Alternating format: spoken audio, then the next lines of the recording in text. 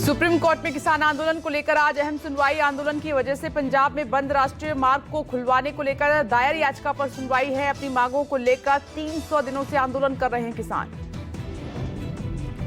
बांग्लादेश में हिंदुओं पर हो रहे अत्याचार के बीच विदेश सचिव विक्रम मिस्री का आज ढाका दौरा। एक दिवसीय दौरे पर अपने समकक्ष करेंगे उनसे बात। हिंदुओं पर हो रहे हमले से दोनों देशों के संबंधों में आए तनाव पर होगी चर्चा।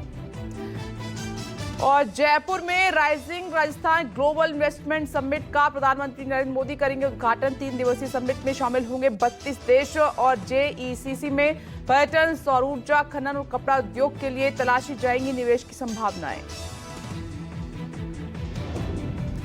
हरियाणा के पानीपत में प्रधानमंत्री नरेंद्र मोदी एलआईसी की भीमा सखी योजना का करेंगे शुभारंभ। 10वीं पास 18 से 70 साल की महिलाओं को सशक्त बनाने की योजना। करनाल में महाराणा प्रताप बागवानी विश्वविद्यालय के मुख्य परिसर की रखेंगे नींव। संसद के शीतकालीन सत्र के आज 10वें दिन भी हंगामे के आसार। लोकसभा में नेता प्रतिपक्ष राहुल गांधी पर आपत्तिजनक बयान देने को लेकर बीजेपी सांसद निशिकांत दुबे और संबित पात्रा के खिलाफ कांग्रेस ने दिया है विशेषाधिकार हनन का नोटिस। सुप्रीम कोर्ट में श्री कृष्ण जन्मभूमि ईदगाह विवाद पर अहम सुनवाई। केस सुनवाई योग्य होने के इलाहाबाद हाईकोर्ट के फैसले को मुस्लिम पक्ष दिए चुनौती। उच्चतम न्यायालय सिंगल बेंच की दिए फैसले को डबल बेंच को भेजने पर भी ले सकता है फैसला। इलाहाबाद हाईकोर्ट में जौनपुर के अटाला मस्जिद विवाद पर सुनवाई। मस्जिद की जगह मंदिर होने का दावा करने वाली स्वराज वाहिनी एसोसिएशन आज दाखिल करेगी जवाब। कोर्ट केस की पोषणीयता पर भी दे सकता है फैसला।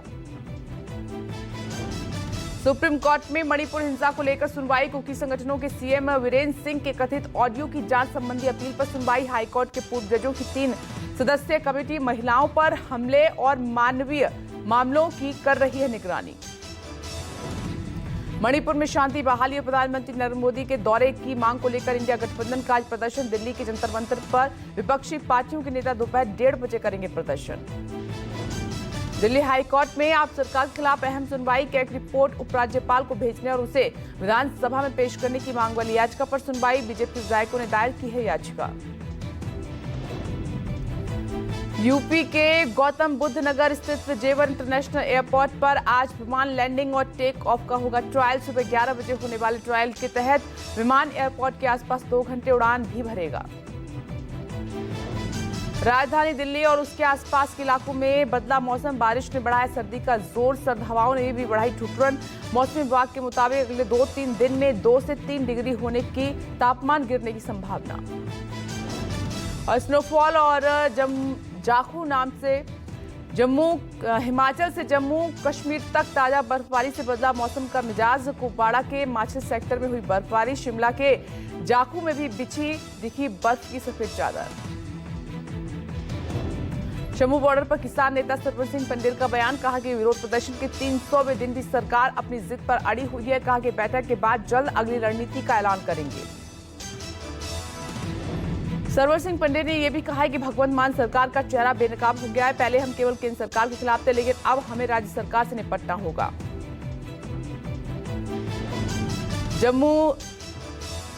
शंभू बॉर्डर पर प्रदर्शन कर रहे किसानों को मिला कांग्रेस सहित विपक्षी दलों का साथ। राहुल गांधी ने किसानों पर वाटर कैनन और आंसू गैस छोड़े जाने का विरोध किया। इंडिया गठबंधन के कई नेताओं ने किसानों के सुर में सुर मिलाया। किसानों ने रविवार को दिल्ली कूच का कार्यक्रम स्थगित किया। शंभू बॉर्डर पर पुलिस ने आंसू गैस के गोले दागे। सीमा पर 3 लेयर बैरिकेडिंग की सुरक्षा। शंभू बॉर्डर पर फूल और कांटे एक साथ दिखे। आंसू गैस के गोले दागने के बाद पुलिस ने किसानों पर फूलों की बारिश की। किसानों के दिल्ली चलो मार्च पर केंद्रीय मंत्री जीतन राम मांझी का बयान। कहा कि मार्च करने की जरूरत नहीं, सरकार बातचीत के लिए तैयार। वाराणसी में सीएम योगी आदित्यनाथ ने दिया बड़ा बयान। कहा कि हमारा देश सुरक्षित है तो हमारा धर्म सुरक्षित है और धर्म सुरक्षित है तो हम सुरक्षित हैं। लातूर के किसानों को महाराष्ट्र वक्फ बोर्ड की ओर से नोटिस मिलने पर महाराष्ट्र के उप मुख्यमंत्री एकनाथ शिंदे का बयान। कहा कि यह आम जनता की सरकार, किसी के ऊपर भी नहीं होने देंगे अन्याय।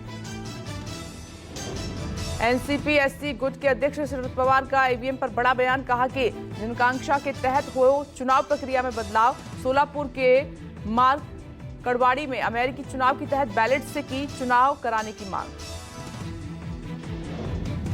महाराष्ट्र डिप्टी सीएम एकनाथ शिंदे ने ईवीएम के मुद्दे पर शरद पवार को घेरा। कहा कि विपक्ष जनादेश को स्वीकार करे। पूछा सवाल, झारखंड और वायनाड में ईवीएम ने ठीक काम किया और महाराष्ट्र में कैसे हो गया घपला। केंद्रीय मंत्री पीयूष गोयल ने ईवीएम मुद्दे पर महाविकास अघाड़ी नेताओं के बयानों को बकवास बताया। कहा कि ईवीएम पर भरोसा नहीं तो कांग्रेस, एनसीपी और यूपीटी के सांसद विधायक इस्तीफा दे दें। महाराष्ट्र कांग्रेस अध्यक्ष नाना पटोले ने कहा कि महाराष्ट्र की जनता को आज भी लगता है कि ये सरकार वोटों से नहीं बनी है, हम तो जनता की भावना बता रहे हैं। महाराष्ट्र विधानसभा के विशेष सत्र से यूपीटी विधायकों के वॉकआउट का आदित्य ठाकरे ने किया बचाव। लोकतंत्र की हत्या कर ईवीएम और ईसीआई ने जीता चुनाव। यूपी 2027 विधानसभा चुनाव की तैयारी में जुटे सपा अध्यक्ष अखिलेश यादव का बीजेपी के खिलाफ नया नारा। कहा कि बीजेपी जाएगी तभी नौकरी आएगी। बीजेपी पर लगाया पेपर लीक कराने का आरोप। इंडिया गठबंधन के नेतृत्व को लेकर ममता बनर्जी के दावों पर आरजेडी नेता तेजस्वी यादव ने सधा जवाब दिया। कहा कि ममता वरिष्ठ नेता हैं, उनकी अगुवाई में हमें ऐतराज नहीं, लेकिन फैसला सर्वसम्मति से हो। पीडीपी नेता इल्तिजा मुफ्ती ने हिंदुत्व को बीमारी बताने संबंधी अपने बयान का किया बचाव। कहा कि वीर सावरकर की ये फिलॉसफी नफरत फैलाती है। मैं हिंदू नहीं, हिंदुत्व के खिलाफ हूं। इल्तिजा के बयान पर बीजेपी नेता अग्निमित्रा पॉल का पलटवार। कहा कि इल्तिजा और उनकी मां महबूबा मुफ्ती हमेशा देश के खिलाफ करती हैं बयानबाजी। भारत की तुलना बांग्लादेश से किए जाने संबंधी महबूबा के बयान का जिक्र किया। नेशनल कॉन्फ्रेंस अध्यक्ष फारूक अब्दुल्ला ने बांग्लादेश और पीओके में हिंदुओं पर हो रहे अत्याचार की निंदा की। हालांकि लगे हाथ जम्मू कश्मीर के पूर्व सीएम ने यूपी में मुस्लिमों के खिलाफ कथित अत्याचार का भी जिक्र किया। असदुद्दीन ओवैसी की पार्टी एआईएमआईएम आगामी दिल्ली विधानसभा चुनाव की तैयारी में जुटी है। दिल्ली दंगे के जेल में बंद आरोपी ताहिर हुसैन या उनकी पत्नी को मुस्तफाबाद सीट से चुनाव लड़ाने की योजना। 10 सीटों पर ओवैसी उतार सकते हैं प्रत्याशी। पश्चिम बंगाल में पार्टी सदस्यता अभियान से बीजेपी आलाकमान नाखुश। प्रदेश पार्टी नेताओं के साथ केंद्रीय नेतृत्व की आज बैठक है। 1 करोड़ पार्टी सदस्य बनाने का था लक्ष्य, अब तक मात्र 20 लाख बने सदस्य।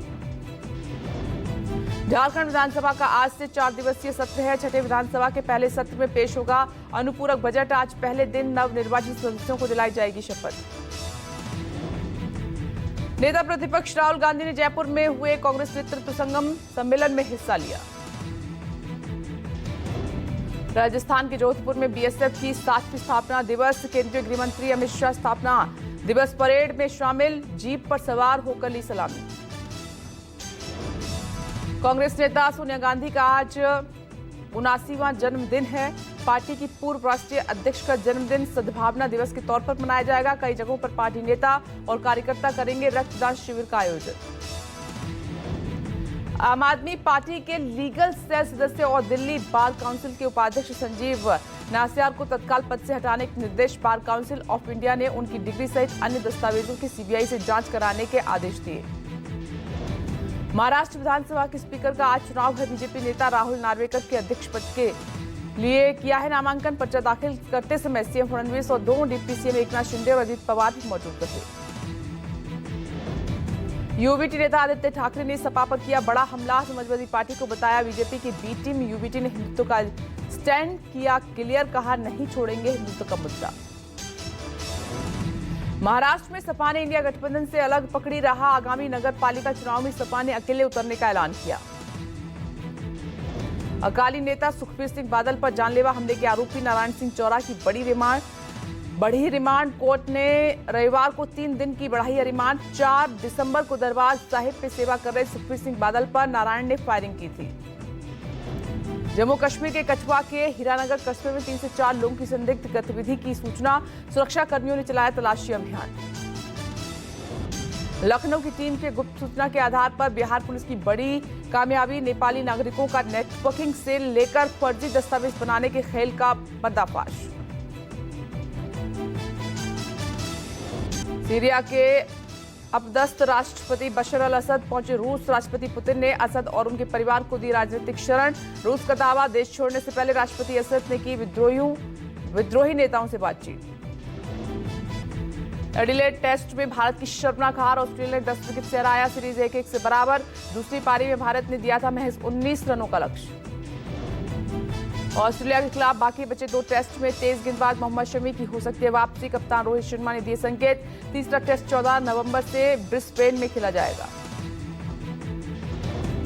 एशिया कप अंडर 19 के फाइनल में बांग्लादेश ने भारत को हराकर जीता खिताब। 199 रनों का टारगेट लेकर उतरी टीम इंडिया 139 रनों पर सिमटी। बांग्लादेश ने पिछले साल फाइनल में भी भारत को दी थी शिकस्त। सीरिया में विद्रोहियों का तख्ता पलट की कोशिश।